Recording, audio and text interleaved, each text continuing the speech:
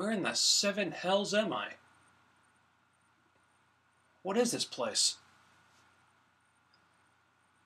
Ah, damn it, did I fall into the fourth dimension again? Oh, this is so fucking typical, it's not even funny. I know who's behind this.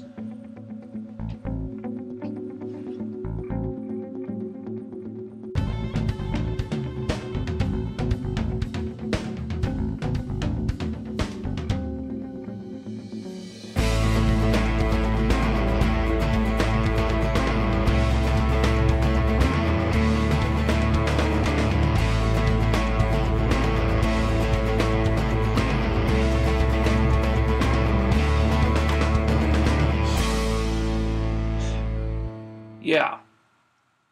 So we're doing this now. You know, I just got added to a new website.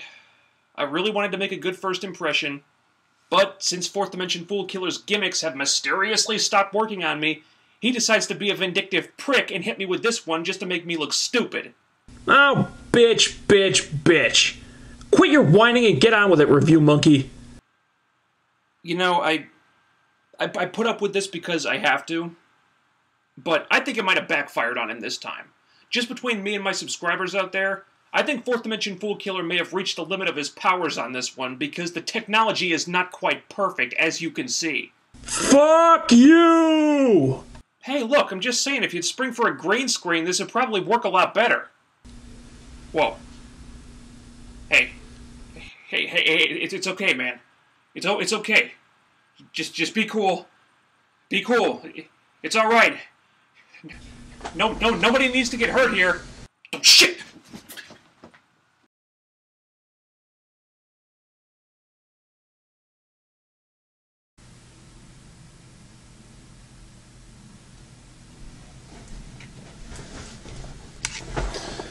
Now that's more like it.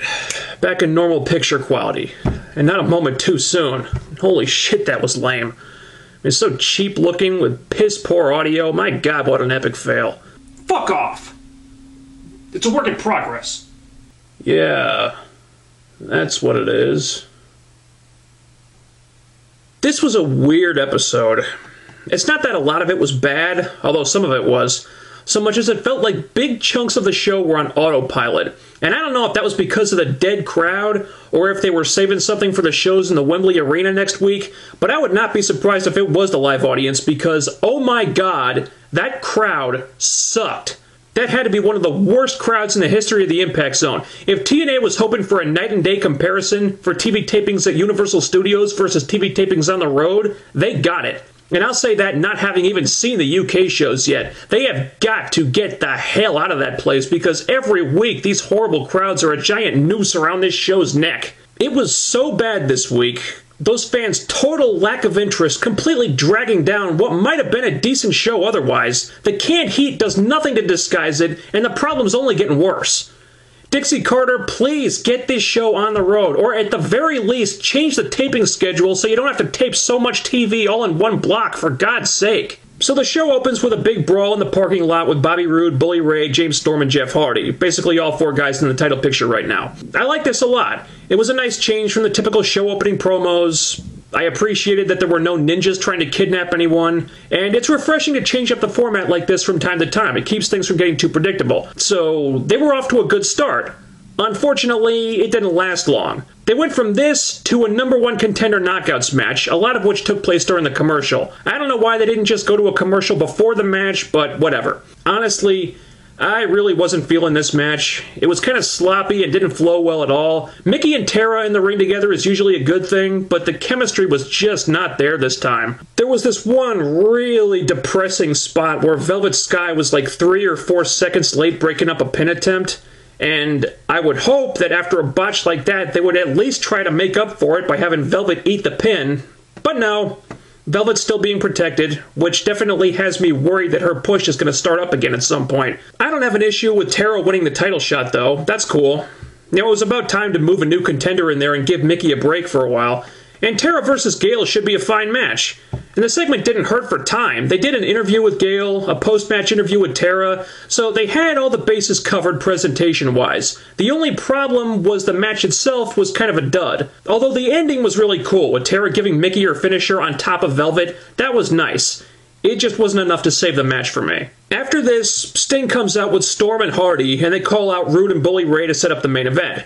And this segment was really strange in that it felt like something was off, but I'm not sure what. I think it was either that the writers gave the wrestlers the freedom to come up with their own promos here, but none of them could think of anything good to say, or the promos as scripted were dependent on the crowd reacting at certain points, like during the pauses in conversation, to make it work, and that's unfortunate because either way, the audience was just not having it.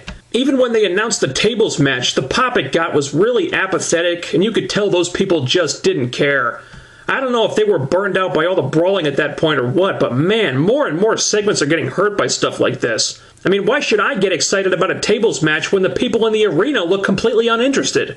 I mean, they have got to get out of the impact zone. I think it's reaching a point now where the money they save by taping the show there just does not outweigh the price they're paying due to stuff like this anymore. Next was Alex Shelley versus Zema Ion. If Shelley wins, he gets an X Division title shot. And thankfully, the crowd was actually awake for this one. This was a good match that really should have had more time. I think it went about 4 minutes, which was just not enough time considering that you're trying to re-establish Alex Shelley here, as well as build up a pay-per-view match. They should have taken some time away from another match and given it to this one, and that's coming up next, by the way. I'll say two things coming out of this. Number one, Alex Shelley should be the guy to take the X Division title from Austin Aries. I'm not saying it should happen Against All Odds necessarily, I wouldn't expect that, but ultimately, he's the guy.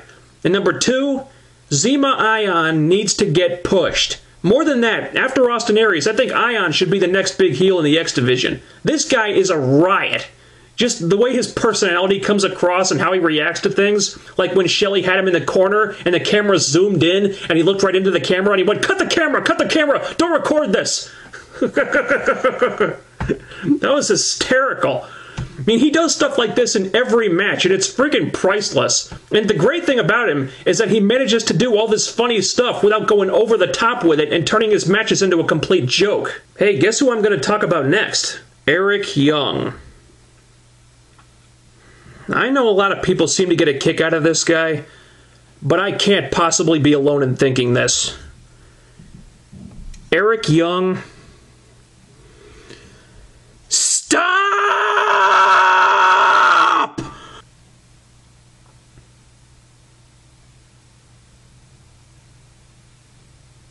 Play the clip. Ha-ha! Eric Young and ODB versus the time-traveling lesbian vampires.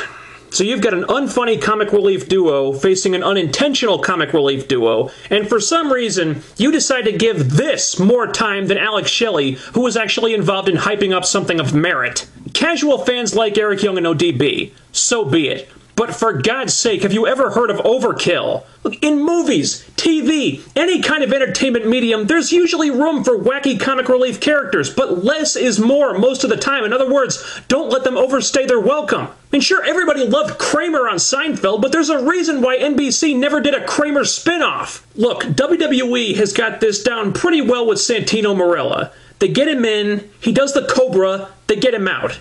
Yeah, it's silly, but he's not there for too long, and a lot of people seem to enjoy him. But if you put him out there longer than he needs to be without giving him anything else, what do you think is going to happen? Eric Young has a pretty limited bag of tricks with this gimmick, alright? He does cartwheels, he takes his pants off, he tries to lock up with the referee. When you put him out there for 7 or 8 minutes, he just ends up doing this stuff over and over and over again, to the point where the entire match becomes a complete farce that you can't even take seriously. Sure, a little bit of comedy is okay, but Jesus Christ, he's not even trying to be a wrestler anymore. He's become a clown without makeup. And this, you put at the top of the hour, in the typically highly rated quarter 5 segment. You people are fools! Wow. I mean, I haven't seen the quarter hour ratings yet, but wow. 2 minutes, that's all this needed. It just baffles me that they devote so much time to this when they could have been hyping up pay-per-view matches, or, God forbid, the UK TV tapings, and yeah, I'll get to that one in a minute. They had this segment with Eric Bischoff where he goes into the gym and tries to find out who Garrett's mysterious trainer is. Anyone but Hogan. Anyone but Hogan. Anyone but Hogan. And this was really strange because they hyped this segment a few minutes earlier with one of these teaser videos where they only show you part of the segment but not all of it. But in this case, the teaser video pretty much showed the whole segment. It was shortened by maybe 10 seconds, but essentially that was the whole thing. The teaser showed Bischoff walking into the gym, finding Garrett, and asking who the trainer is.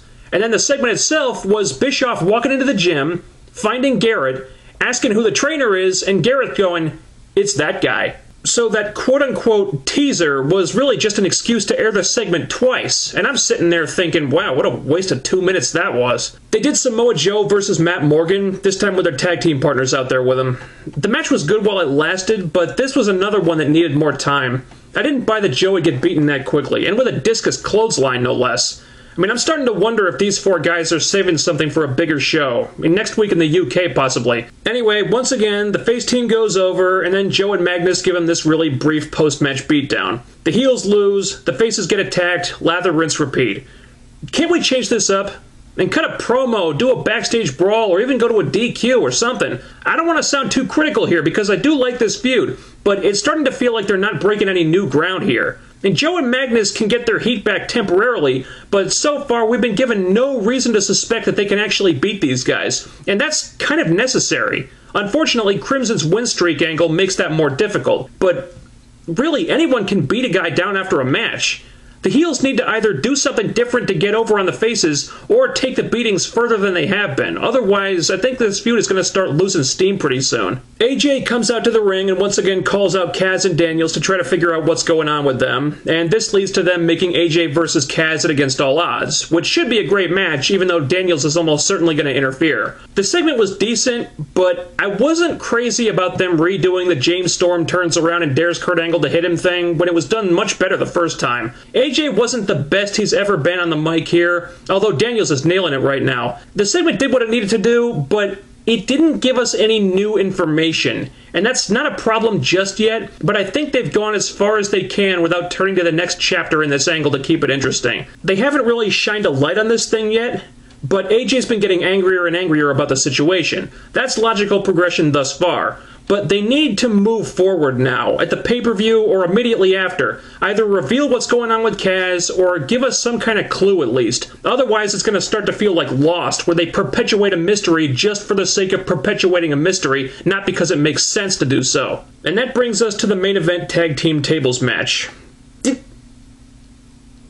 Oh, come on, really? Still? Did you forget that I'm immune to these things now? You shut your fucking mouth! We don't know for sure that's what happened yet, and until those test results come back, you're gonna eat my shit and like it!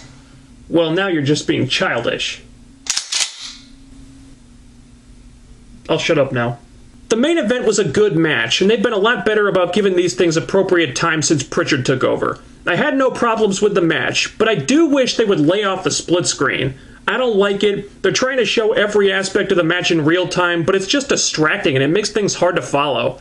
I mean, it worked on a show like 24, but this isn't 24. This is a quasi-realistic sporting event. The same rules don't apply. That being said, I liked how the match played out. You know, Storm puts Rude through a table, and then the heels come back and Bully Ray puts Jeff Hardy through a table. So the guy that was really protected here was James Storm, and that's outstanding. Plus, with the way this all happened, there's the potential for them to splinter off Hardy and Bully Ray into a singles feud at some point, which I definitely agree with, and hopefully it'll get Hardy out of the title picture so they can focus on Rude and Storm. They experimented with their usual format a little bit this week, and I'd like to see them continue to do that in the future just for the sake of keeping things fresh, even though I don't know how effective it actually was here just because of certain things getting too much time and other things not getting enough. But there was some fair pay-per-view hype this week, and generally everything involving the main event angle was pretty good or better, even though the dead crowd did their best to ruin it. The placement of the Eric Young segment was really puzzling. I mean, I don't even know what to make of this guy anymore. Either you love him or you hate him, and I'm in that second group, 100%. Now, minus the Eric Young nonsense, the only major problem this week was the crowd. they won't have to worry about that next week, which leads me to my final point. Where was all the hype for the UK shows? There wasn't any. Next week, you're going to be filming iMPACT in front of almost certainly your biggest crowd of the year, if not ever. And there has been nothing to promote this. Are you kidding me? It doesn't get promos or a hype video or anything? I think Tanae might have mentioned it once, but let me see a show of hands if you completely missed that. They could have done something special here to really pump that show up and hopefully pop the viewership next week when they're in front of 10,000 people. And I'm not saying that alone won't be enough to give them a ratings hike, maybe it will. But man, talk about a wasted opportunity. I mean, the fact that they downplayed this so much, I mean, I don't know what they were thinking. And that'll be it for this week. This is me signing off for now. See you next time. Hopefully still in normal video quality.